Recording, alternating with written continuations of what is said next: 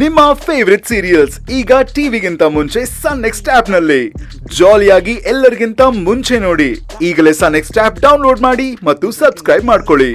ನಾನು 4 ತರದ ಸಿಹಿ ಉಪ್ಪಿನಕಾಯಿ ತಯಾರು ಮಾಡ್ತೀನಿ, ಸರಿನಾ? ಹೌದು ನಿಜಾನೇ. ಕಂಬಳಿ ಕೆಲ್ಸ ನಾನ್ ನೋಡ್ಕೋತೀನಿ. ಪಾಂಡು, ನೀನ್ ತುಂಬಾ ಒಳ್ಳೆಯವನ್ ಕಣೋ. ನಮ್ಮಮ್ಮ ಮಾಡೋ ಉಪ್ಪಿನಕಾಯಿ ತರನೇ, ಸಿಹಿ ಉಪ್ಪಿನಕಾಯಿ ಮತ್ತೆ ಖಾರ ಉಪ್ಪಿನಕಾಯಿ ತರ. ನಮ್ಮನೆ ಅಶೋಕವನದ ಹಾಗೆ ವಿಷಾದದಿಂದ ತುಂಬಿತ್ತು. ಇವಾಗ ನೀನ್ ಬಂದು ಉತ್ಸಾಹ ಮತ್ತೆ ಸಂತೋಷ ತುಂಬಿದ್ಯಾ.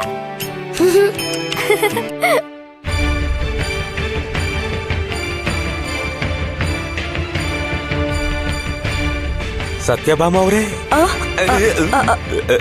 ಇಲ್ಲಿ ಬನ್ನಿ. ಕರೆದ್ರೆ ಗಾಬರಿ ಬೀಳ್ತಿರಲ್ಲ. ಇಲ್ಲಿ ನೋಡಿ, ಹಾಡ್ ಕೇಳಿದ ತಕ್ಷಣ ನೀವು ಹುಷಾರಾಗ್ಬೇಕು. ತಪ್ಪು ಮಾಡಿದ್ರೆ ಯಜಮಾನ್ರು ನಿಮ್ಮನ್ನ ಮೂಟೆ ಕಟ್ಬಿಡ್ತಾರೆ. ಛೇ ಹಾಗೇನೂ ಆಗಲ್ಲ. ಹಾಡ್ ಕೇಳಿದ ತಕ್ಷಣನೇ ನಾನ್ ಜಾಗರೂಕಳಾಗ್ತೀನಿ. ಮರುಕ್ಷಣನೇ ಏನಾದ್ರೂ ಒಂದ್ ಮಾಡಿ ಸಕ್ಕುನ ಹೊರಗ್ ಕಳಿಸ್ಬಿಡ್ತೀನಿ, ಸರಿನಾ? ಅಲ್ಲಿಗೆ ನನ್ ಜವಾಬ್ದಾರಿ ಮುಗ್ದೋಗುತ್ತೆ. ಉಳ್ದಿದ್ದನ್ನ ನೀವೇ ನೋಡ್ಕೋಬೇಕು.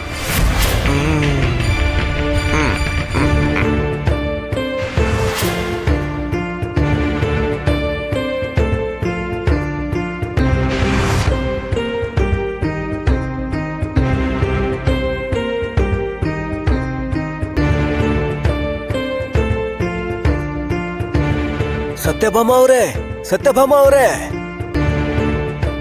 ಇಲ್ಲಿ ಬನ್ನಿ.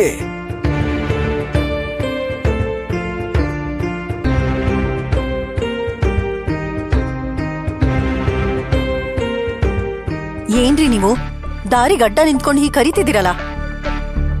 ಸರಿ ಹೋಯ್ತು. ಕೆಲ್ಸ ಸರಿಯಾಗಿ ಆಗ್ಲಿಲ್ಲ ಅಂದ್ರೆ ಆಮೇಲೆ ತಪ್ಪು ನನ್ ಮೇಲೆ ಹಾಕ್ಬಾರ್ದು.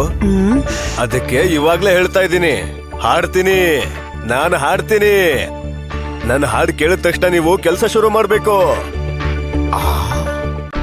ಆಯ್ತು. ಇನ್ ಸಕ್ಕುನ ಕಾಪಾಡೋಕೆ ಯಾರಿಂದಾನೂ ಆಗಲ್ಲ. ಅವಳು ಯಜಮಾನ್ರ ಬಲೆಯಲ್ಲಿ ಸಿಕ್ಕಿಬಿದ್ದ ಹಾಗೇನೆ.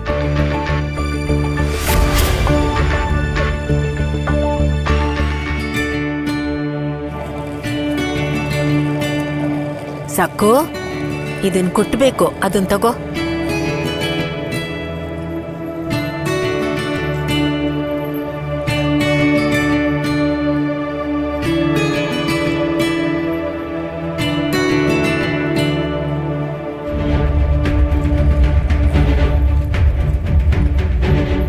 ಅಯ್ಯೋ ದೇವ್ರೆ, ಇಷ್ಟೊಂದ್ ರಾದ್ಧಾಂತ ಆಗಿದೆ.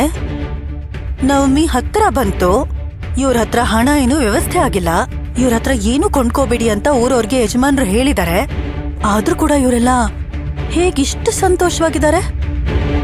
ವಿಷಯ ಏನು ಅಂತ ತಿಳ್ಕೋಬೇಕು. ಇನ್ನು ಶಾಸ್ತ್ರಿಗಳ ಹಾಡಿಗೆ ಕಿವಿಗೊಟ್ಟು ಕಾಯಬೇಕು.